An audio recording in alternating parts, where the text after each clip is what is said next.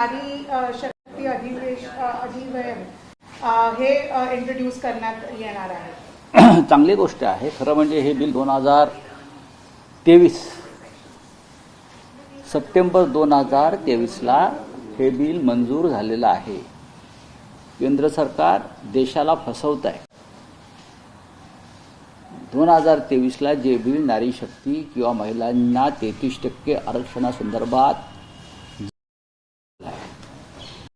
त्या विधेयकामध्ये जनगणनेसंदर्भात काही महत्त्वाच्या होत्या, चर्चा होत्या. त्या 2011च्या जनगणनेनुसारच हे लागू होईल. त्यानंतर त्यासाठी मतदारसंघाच्या पुनर्रचनेसंदर्भातले एक विधेयक बिल ऐतिहासिक आहे असं कोण म्हणत आहे? केंद्र सरकार. जर बिल ऐतिहासिक असेल तर महिला सध्या जे 45 बळ आहे किंवा जी ताकद आहे त्याच्यामध्ये द्या ना, काय हरकत नाही. त्यासाठी 800 पेक्षा जास्त खासदारच्या मना मतदारसंघ निर्माण करून तुम्हाला हे बिल लादायचं आहे. सगळ्यांचा त्याला विरोध आहे आणि हे बिल मंजूर करण्यासाठी 2/3 मेजॉरिटी त्यांना मिळणार नाही. हे बिल मंजूर होऊ शकत नाही. हे महिला नारी शक्ती बिल नसून हे फक्त भाजपा शक्ती बिल आहे आणि हे भाजपा शक्ती बिल आम्ही संसदेमध्ये मंजूर होऊ देणार नाही. विरोध करण्यासाठी टीएमसीचे जे खासदार आहेत ते उपस्थित राहणार आहेत असं काल सांगितलं गेलं. नाही, असं कोणी काही सांगितलेलं नाहीये. मुळात केंद्र सरकारचाच हा डाव आहे. 5 राज्यात निवडणुका असताना हे बिल त्याने आणायची गरज नव्हती. जर तुम्हाला ऐतिहासिक बिल मंजूर लोकशाही मजबूत करायची आहे, तुम्हाला लोकशाहीमध्ये महिलांचा सहभाग वाढवायचा आहे, पण द्रमुकच्या तृणमूल काँग्रेसच्या असंख्य मतदार प्रचारामध्ये गुंतलेल्या आहेत. त्यांना तुम्ही त्यापासून रोखलेलं आहे की हे नाहीत आणि मग आम्ही हे बिल मंजूर करून घेऊ. हे स्थान मंजूर करताना जे सरकार करत आहे त्यांनी इतिहास करू, पण सरकारचा हा गैरसमज. द्रमुकचे सर्व खासदार उपस्थित राहत आहेत, केरळमधले सर्व खासदार उपस्थित राहत आहेत. त्याची चर्चा सुरू आहे. त्यांचे जे विविध जिल्ह्यामध्ये खासदार प्रचारासाठी गेलेले आहेत त्यांना एकत्र कलकत्त्यामध्ये आणून त्यांना मतदान दिवशी कसा आणता येईल यासाठी आम्ही सगळे कामाला लागलेलो आहोत. त्याच्यामुळे हे बिल 2/3 बहुमताने होणार नाही. उद्धव ठाकरे बैठकीला उपस्थित होते. त्यांनी स्पष्टपणे सांगितलेलं आहे की टीएमसीच्या ममता दिदींशी मी करतो आणि सगळे खासदार घेऊन येण्याची जबाबदारी माझी राहील. म्हणजे बैठकीमध्ये राहुल गांधींची नाराजी बघायला. तुमचं स्टेटमेंट चुकीचं आहे. उद्धव ठाकरे असं म्हणालेले नाहीत की जबाबदारी माझी.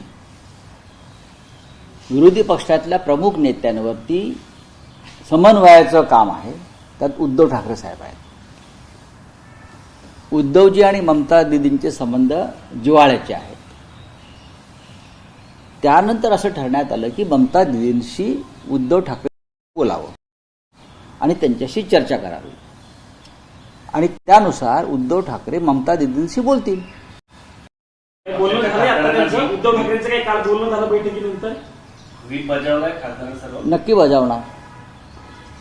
व्हीप बजावण्यासारखाच हा प्रसंग आहे ना. प्रत्येक पक्ष जर सत्ताधारी पक्ष व्हीप बजावत असेल तर विरोधी पक्षात अनेक पक्षांना हा आपल्या खासदारांना उपस्थित ठेवण्याची जबाबदारी स्वीकारावी लागेल. बैठकीमध्ये चर्चा झाली त्यानुसार पुढे काही आता या संदर्भात नियोजन ममता का चर्चा झाली का? सांगू ना. सर विरोध कसं करणार आहे, वॉकआउट करणार आहे आणि तुमचं व्हीप निघाला निघेल ना व्हीप निघायला किती वेळ लागतो? वॉकआउट करणार आहे कशा करता वॉकआउट करायचं? विरोध म्हणजे कसं प्रदर्शन करणार? मतदानातून हे बिल पाडलं जाईल. 362 ते 364 मतं असल्याशिवाय सरकारकडे होणार नाही. या क्षणी सरकार 292 वरती आहे. लक्षात घ्या, या क्षणी सरकारचा आकडा 292 आहे. तो फार तर 300 होऊ शकेल.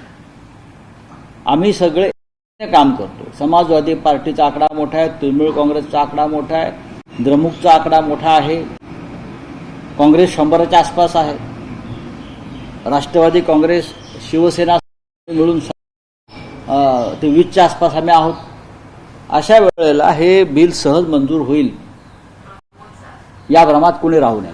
उद्धव ठाकरे यांचा ममता बॅनर्जी यांच्याशी संवाद साधला. जेव्हा त्यांच्याशी संवाद होईल तेव्हा नक्की आम्ही कळू. सर, मागच्या तीन कृषी कायद्याच्या वेळेस आम्ही बघितलं, देशाने बघितलं, अनेक पक्षांनी याचा विरोध म्हणून वॉकआउट केलं आणि ते बिल मंजूर झाले. यावेळेला असं काही करणार नाही, कारण सरकारला यामधून मदत होते. यावेळेला सरकारला मदत जे करतील ते देशाचे दुश्मन असतील, एवढंच आम्ही सांगतो. सरकारला कोणत्याही प्रकारची मदत करणाऱ्या शक्ती जर संसदेमध्ये आमच्याबरोबर असतील तर त्यांचा मुखवटा गळून पडेल. असं काही होईल असं मला वाटतं. राहुल गांधी सांगतात हिस्सा चोरी ते अलाव करणार नाही. दलित आदिवासी यांचे एक लक्षात घ्या, शिवसेना म्हणजे माननीय उद्धव बाळासाहेब ठाकरे यांच्यासह विरोधी पक्षातल्या कोणत्याही नेत्याचा किंवा संघटनेचा आणि पक्षाचा महिला आरक्षणाला अजिबात विरोध नाही. हे बिल आधीच मंजूर झालेलं आहे, सगळ्यांनी मंजूर केलेलं आहे. पण या निमित्तानं या बिलाचा आड भारतीय जनता पक्ष, मोदी वगैरे लोक जी मनमानी करतायत मतदारसंघ पुनर्रचनेच्या बाबतीत, त्याला आमचा विरोध आहे. विरोध राहणार. सर, सरकारने काही चर्चेसाठी तुमच्याशी चर्चा करण्याचा प्रयत्न केलाय का विरोधी पक्षाशी? सरकारनं चर्चा आधी करायलाच पाहिजे होती. आता मसुदा समोर आल्यावरती चर्चा करणार. सरकारला जर हे ऐतिहासिक बिल खरोखर मंजूर करायचं असतं तर सरकारनं 2023 साली जी आश्वासनं दिलेली आहेत, जनगणनेसंदर्भात किंवा इतर काही सेन्सस संदर्भात, ती पाळली असती आणि 5 राज्यांच्या निवडणुकांनंतर आपण एकत्र चर्चा करू. ही विरोधी पक्ष मल्लिकार्जुन खरगे यांची जी भूमिका ती मान्य. 8 दिवसांनी काय मोठा आकाश देशावर असतं मला सांगा. तिकडे इराण इस्रायलचं युद्ध थांबलं, ट्रम्पनी युद्ध थांबवलंय किंवा अन्य लोकांनी युद्ध थांबवलं आणि तुम्ही 8 दिवस बिल मंजुरीसाठी थांबू शकत नाही. एवढी कोणती घाई तुम्हाला झालेली आहे? बोलिये. सर, या अगोदर अमेरिकेने भारताला इराण आणि रशियाकडनं तेल घेण्याची परवानगी दिली होती. ती अमेरिकेने आजपासून बंद केलेली आहे. भारतावरती ऊर्जा संकट घडत होताना पाहायला मिळते. हो, बरोबर आहे. आता विश्वगुरू काय म्हणतात ते पाहावं लागेल. याच्यावरती विश्वगुरू हे जादूगार आहेत, ते काय करतात ते पाहावं लागेल. Sir, women reservation bill pay आपका क्या टेक होगा? उद्धव ठाकरे देखिए, हमारा पर्सनल स्टेक कोई नहीं है. कल जो अपोजिशन पार्टी की एक महत्वपूर्ण मीटिंग नेता प्रतिपक्ष खरगे साहब के निवास स्थान पर हुई, वहां राहुल गांधी जी भी उपस्थित थे. वहां वीडियो कॉन्फ्रेंसिंग द्वारा उद्धव ठाकरे ने भी संबोधित किया. हम सब लोग थे. हमारा पार्टी का महिला रिजर्वेशन, महिला आरक्षण का कोई विरोध नहीं है. 2023 में ये बिल पहले ही मंजूर हुआ है, उस वक्त भी हमने सपोर्ट किया था. लेकिन जिस तरह से इस बिल के आड़ में भारतीय जनता पार्टी अपना राजनीतिक फायदा और कर रही है, उसको हमारा विरोध है. आप 800 सीटें बढ़ाएंगे, लगभग 800 सीटें होगी लोकसभा की, विधानसभा की होगी 400 सीटें महाराष्ट्र में. क्या जरूरत है? 33% आपको महिलाओं को रिजर्वेशन देना है तो अभी जो संख्या है 543 उसमें दीजिए ना। अभी का जो आंकड़ा है लोकसभा में आप उसमें दे सकते हो, हमारी उसको मान्यता है, लेकिन आपको आंकड़ा बढ़ाना है, आपके हिसाब से डिलिमिटेशन करना है, आपके हिसाब से राजनीति करनी है। तो ये क्या वो महिला नारी शक्ति का नाम बदलो और भाजपा शक्ति बिल लाइए, ये भाजपा शक्ति बिल है। ममता बनर्जी इनके जो एमपीज है वो एब्सेंट रहने वाले हैं क्योंकि वेस्ट बंगाल में अभी नहीं, ऐसा नहीं होगा, ऐसा नहीं होगा। आज ही मैं ममता दीदी का एक पढ़ रहा था दिल्ली के अखबार में, ममता दीदी ने कहा है देश की जनता, बंगाल की जनता को कि सरकार के खिलाफ वोट करो और बदलो। ये ममता दीदी का एक स्टेटमेंट है। ये कहेंगे ममता दीदी के सभी सांसद लोकसभा में आकर सरकार के खिलाफ वोट करो और ये सरकार का मनमर्जी का बदला लो। उद्धव ठाकरे ये फोन कर ममता बनर्जी और राहुल गांधी के देखिए, ये एक कोऑर्डिनेशन का काम सबके ऊपर सौंपा है, उसमें ममता दीदी के साथ बात करने की जिम्मेदारी उद्धव ठाकरे साहब को दी है, क्योंकि उद्धव जी का और ममता दीदी का कोऑर्डिनेशन पहले से अच्छा है, कम्युनिकेशन अच्छा है, संपर्क अच्छा है। तो जब उनसे संपर्क होगा तो उद्धव जी बात करेंगे। आप वो दूर दरार किसी डिस्ट्रिक्ट में प्रचार में है, उनका फोन नहीं लग रहा है, तमिलनाडु में ब्लैक फ्लैग लगाया जा रहा है। अच्छी बात है, पूरे देश में लगने चाहिए, कॉपी भी जला दी है। पूरे देश में इस प्रकार का आंदोलन होना चाहिए। जिस प्रकार की बीजेपी की राजनीति देश में चल रही है, बीजेपी अजिंक्य और अजय नहीं है, इस प्रकार के खेल करके वो हमेशा चुनाव जीतती है।